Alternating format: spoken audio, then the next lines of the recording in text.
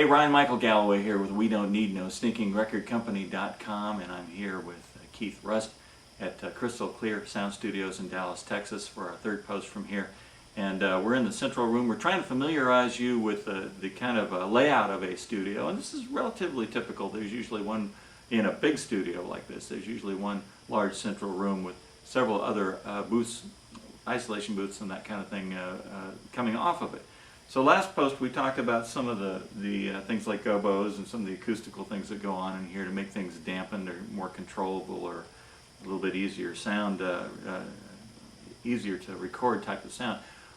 There's lots around that. I mean, sometimes you want to put drums in a very hard room so you can hear that really kind of very organic sound, and sometimes you want to take that away so you can control it over there in the booth, right? Right.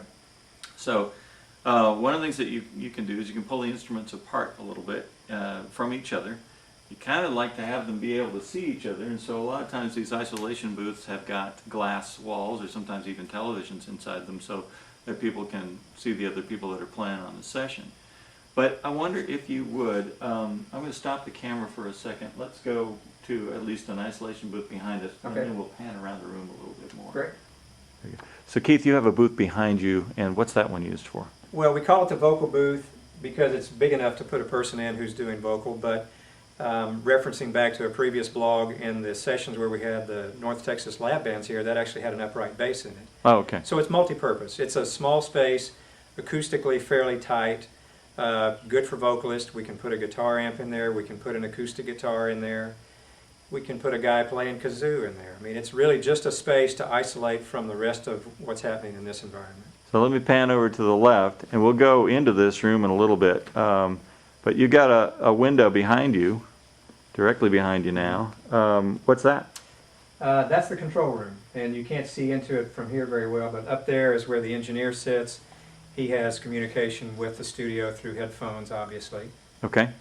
And then you do have a grand piano. Right, we've got a 9-foot concert grand, which is kind of hidden by some foam baffles. Again, when we have a lot of instruments in the room, we like to try and isolate that sound a little bit more. So those of you who don't know, you might be able to record the piano amongst a whole bunch of other instruments and have not too much of the other instruments bleed through into those piano tracks, which means you can change the tone, the positioning, and the echo or reverb or whatever you want, effects you want to put on that piano, without necessarily doing it to the drums and the horns and everything else that might bleed into those tracks real badly if you didn't have that kind of isolation area to hold the sound away from where you're recording the piano.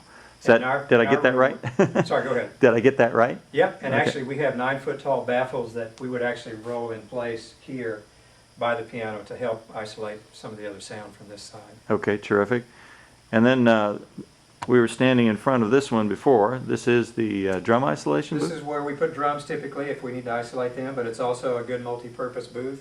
It's nice if there's a vocalist, let's say we have a jazz trio. Sometimes we'll pull the piano out here on the hardwood floor, jazz vocalist up here, maybe drums in the front of the room, just gives us a little bit more flexibility, but it's typically a drum booth. So this speaks to a little more about why you want to have a plan when you walk into this place, because it's flexible enough that you can move things around and split things up a different way to get them recorded better than you might otherwise. Well, and we know in advance what to expect, so we'll have the room set up for the session that's coming in. Okay. So now I've got Keith on the other end of the room. Hey Keith, how you doing? I think you're out there somewhere. Exactly.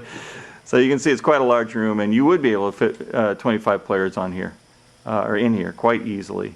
And of course, on this side of the room, we've got all kinds of microphones and stands sitting here because there are people that may want to stand over here and sing and work and do other kinds of recordings.